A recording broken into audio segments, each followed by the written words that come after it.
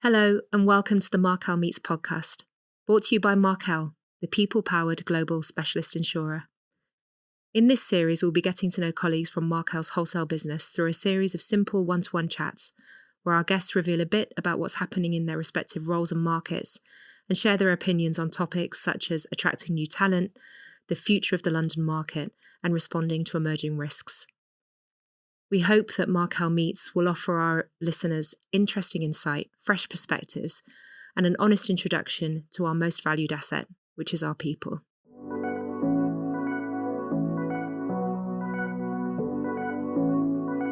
Our guest today is Kyle McGrath, Head of Fine Art and Specie for North America at Markel. Kyle joined Markel very recently from Private Client Select, formerly AIG Private Client Group, where she had spent just under 3 years as head of their fine art and collections team. After graduating from Vanderbilt University in Tennessee with a BA focused on art history, French and corporate strategy, Kyle joined the insurance industry in 2012 as an aviation broker for JLT, based in London, before moving to New York to join Hiscox as a professional liability underwriter in 2013. She then moved to XL Catlin, where she held 2 strategy roles before she took on her first fine art and specie underwriting position. Kyle then spent 2 years at AXA XL, including a year as global underwriting lead, leaving in 2021 to join Private Client Select.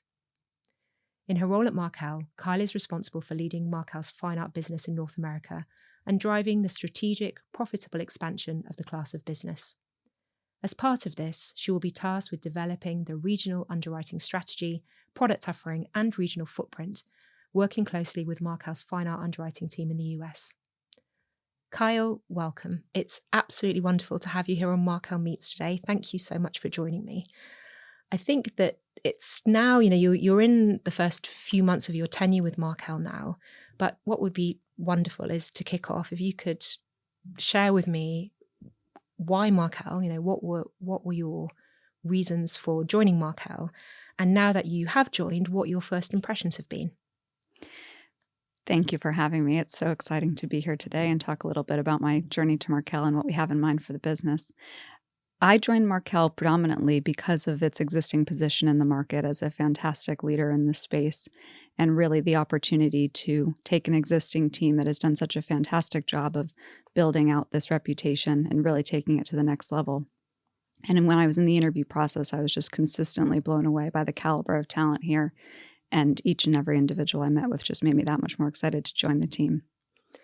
And as you mentioned, Caroline, I know that you have come in with ambitions and targets to really grow the North American book, but you are joining a very well-regarded and well-established team. Yes. The team has done a wonderful job of building out from square one, started by a colleague of mine who sits in the LA area, really by building out broker relationships in that local area and growing it from there. So I'm intrigued to know, because this is a relatively new world for me, what does a day in the life of a fine arts underwriter look like? So the best part of this business, I think, is that in some ways, no 2 days are the same. In other days, there's things about the action of underwriting that are quite familiar from one day to the next. So predominantly, I always say this is a people business first. So working very closely with our brokers to address new business submissions, talk through those opportunities, analyze the risk, walk through specific questions we might have. Hopefully on a good day, you get to meet with a broker in person and really broaden that relationship. And then another piece of it is obviously continuing to service our existing clients and making sure that we're there to support them throughout the policy lifecycle, whether that's through a midterm adjustment to account for a new acquisition they might have made or an art fair that they might be attending if they are a gallery or dealer. So it's really that balance between making sure that we are there for the book that we currently have, but then of course are very much actively looking to grow the book. I'm sure our audience will be very interested to hear, Kyle, and I appreciate I'm putting you on the spot a little bit. You've only been with us for a short time so far, but in terms of your plans for the next 6, 12 months and beyond, how are those shaping up? So to your point, I think the best part of starting somewhere new is you kind of get a blank slate in terms of how you want to view things. And really what first things first we need to do is round out the existing team that we have. So we're currently looking to hire additional staff to help support our book and, again, allow for the underwriters to continue to write new business and grow and be out in the market and very much representing the Fine Art and Specie team globally, but Markel more broadly. And then beyond that, it's really identifying what areas we might be underrepresented in where we could stand to have a presence. So going forward, I'll be working very closely with the team to think through where do we have a good market share already, and frankly, where could we stand to put a bit more effort and resource behind, both geographically and in terms of business mix and product. As you just mentioned, Kyle, you are in growth mode. You are looking to expand an already very strong team. What is it exactly that you look for in a colleague and in an underwriter? And do you think that there are certain characteristics that are really integral to making a good underwriter? Absolutely. In that I think clearly you have to be able to look at any client or risk holistically and then distill it down to its parts in terms of what are the real exposures that we have at play, whether that's down to their business activities, physical location, potential future activity. That being said, I think behaviorally it's very important that we bring on individuals who are flexible, who understand the power of negotiation, who know when to stand firm and when it's really important to stick to your convictions and your position. And then also when, for the sake of relationships in the business, you can kind of see the forest through the trees and perhaps that balance of give and take. That's what I love about this business, is that it really shouldn't be black or white. There's a lot of middle ground in terms of the actual underwriting process to getting to the final part where you're binding the policy. In addition to some of those more technical abilities and those attributes that you just mentioned, Kyle, how important is it to have a passion for the industry that you're working with? So I feel very fortunate because I absolutely love the art market. And I always say that insurance is the industry in which I work, and I feel so fortunate to have, quote unquote, fallen into insurance and then found myself in this corner of the industry that supports a market that I feel so strongly about. I think there are two different types of people that really succeed in this space. One type is clearly the type that loves the underlying art, but fundamentally we need people who come at this from a true insurance background and don't necessarily have that. So I think their success can be found in either avenue. But fundamentally, whether or not you're a fine art and specie underwriter or an aviation underwriter, marine underwriter, you have to constantly keep your finger on the pulse in terms of what's happening in those industries. Because if you have blinders on, then you're not understanding your end client and the macro environmental factors that impact that business. Oh, absolutely. Building on what you just mentioned, Kyle, about the need for underwriters to really keep their finger on the pulse of what's happening in their respective industries. Can you tell us a little bit about what's happening, in the fine art world at the moment that's particularly interesting or pertinent to you and your colleagues? Absolutely. So to your point, it is very important that from an underwriting perspective, we keep a close eye on the art market and what's happening both in private sales, at auction, and really get a sense of where the values are going, but also holistically how much we are seeing overall in terms of the activity. So while sales have definitely cooled a bit from what we might have seen in the previous few years, buying activity is still stronger than it was at pre-pandemic levels. And as a result, you continue to see our larger collectors acquire new pieces and need additional capacity to support those activities. Again, when we set an insurance policy at inception, there's a certain limit associated with that, but the idea is that we can continue to grow with the client that is within the appetite of our organization and the capacity that we can provide. In addition to that, we continue to see globalization impact the art market from a fair standpoint, and again, where our clients are buying art and the exhibition activity that museums are undertaking. So really, the traveling exhibition space has had a direct impact on the insurance market, and that museums that are borrowing these pieces need to make sure that they have coverage in place to support those loans. So it really is a direct correlation to how we adjust our underwriting. With the increased globalization of the market, has that also changed, the preferences and the trends in terms of what's being bought, what's going for a higher price in terms of the kind of the type of art, the artists that are the most desired? I think that it's definitely shed light on certain artists and areas of the market that might have been previously underrepresented or untapped to some degree. And it is always interesting to see when you go to an art fair which artists are represented by dealers, because oftentimes at different fairs or different years, they will showcase different artists. And that's often indicative of the underlying buying habits and also some aspect of what these dealers predict is going to happen in the market.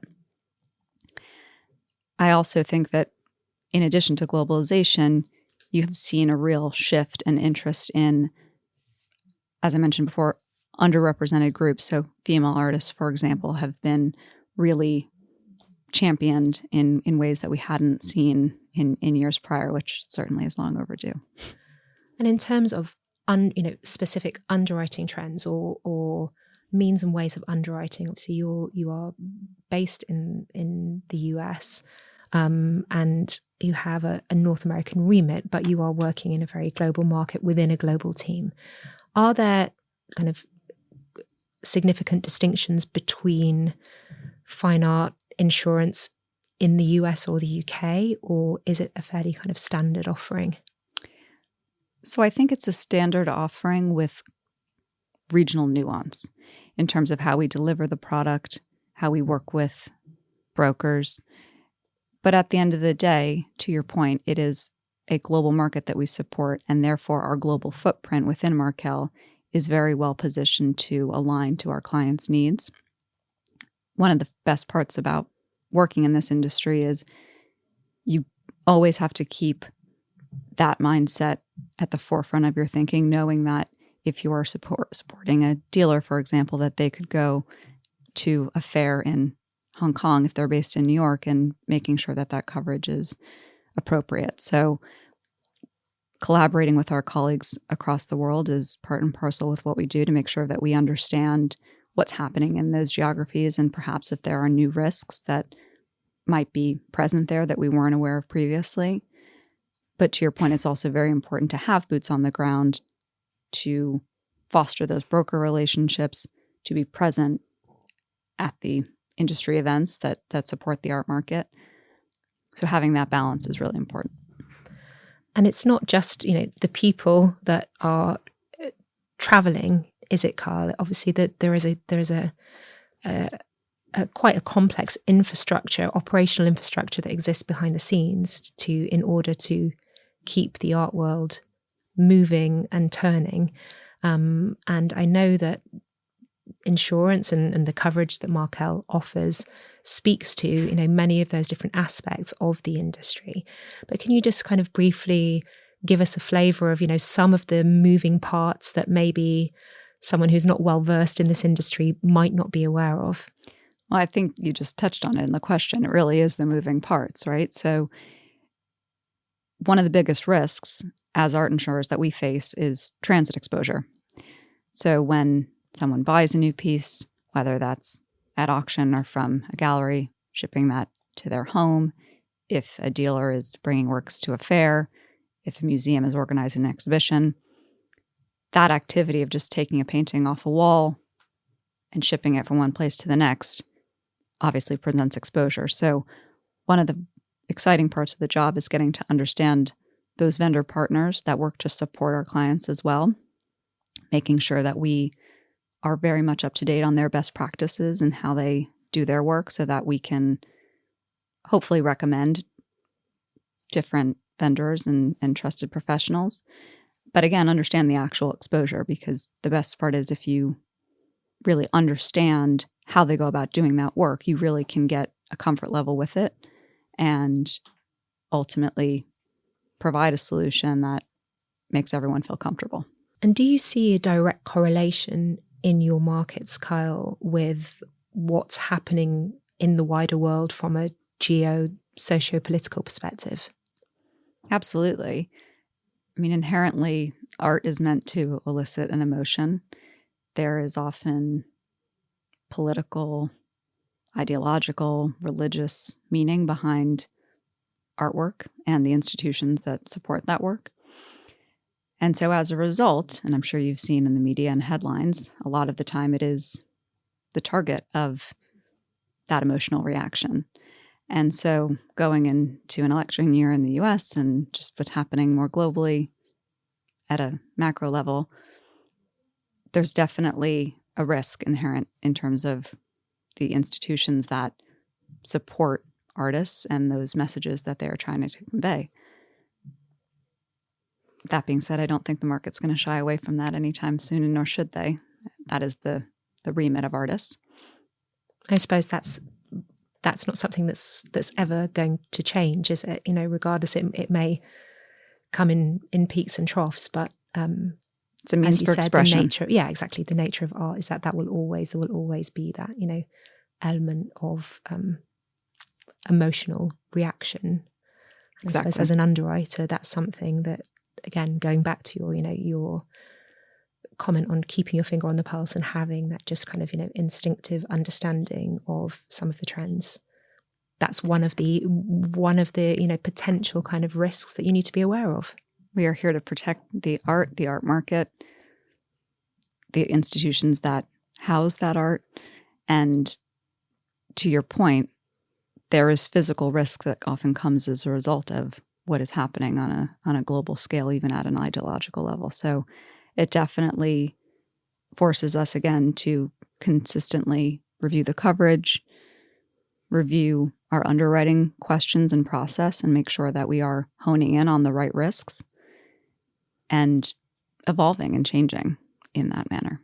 While I appreciate it's very difficult, to give a definitive answer on this, Kyle, what, based on your experience of the market and everything, all the trends that you have witnessed kind of come and go over the years, in terms of specifically insurance I'm asking about now, what do you think that from a people and kind of professional perspective, the next generation of fine art insurance looks like? I think we need to think a bit outside the box in terms of our recruiting process and who we look to bring into the industry. And fundamentally, it should be people with a creative mindset who are constantly looking to maybe challenge the way we've done things historically and can think about how we evolve and change for the future, frankly, to avoid obsolescence, right? I mean, the insurance industry can at times be known to be slow to adapt, and the art market is the exact opposite of that. It is constantly evolving and taking things into new directions. So I think we need to emulate the market that we support in that vein and make sure that when we bring the next generation of talent into the industry, that we really convey that it is such an interesting space. There are so many physical things and concepts that need to be insured, most of which can be, some of which we haven't found a solution for. So finding those individuals with that mindset is going to be critical to maintaining relevance. Would you have any particular wisdom that you would pass on to those individuals within the next generation? Well, I wish I could somehow get on a pedestal and just tell everyone that studies art history that art insurance exists, because I did not know that this was a career path possible for me when I was an art history student. And like many people, I fell into insurance. So I think when you think about studying fine art or art history, you might not come into insurance as your first potential career path, but ultimately it's been such an interesting and rewarding career because fundamentally what we are doing is ensuring that art is in existence for decades to come, and that we can provide a solution to protect and help our clients in the time of need if something does go wrong. And we're almost at the end of our chat today, Kyle. It's genuinely been so interesting to hear from you, to understand a little bit about what you have planned. We're delighted to have you at Markel. I'm going to give you a chance now, as I do with all of our guests on Markel Meets, to pitch to me in true elevator pitch style, the answer to why Markel. We're going, and I don't know how many floors, in fact, there are in the New York office, but at 20 Fenchurch Street, you would start on the 27th floor, and you have the time it takes to get from 27 to the pavement. What are you telling that broker, that prospective insured, about Markel to convince them that we are the right risk partner for them? Well, frankly, it's down to the people and a promise. We have fantastic people on the front end working on bringing the business in, making sure that we understand you, and we'll work with you throughout the policy term. But then at the end of the day, we're here to sell a claims product and a solution when things do go off the rails, possibly. And I can fundamentally say that our claims team will deliver that. People and a promise. I think that's a perfect summation. Thank you so much, Kyle. It's been an absolute pleasure. I wish you the very, very best of luck. Thank you. Thank you. That's it for today's episode. Thanks so much for listening.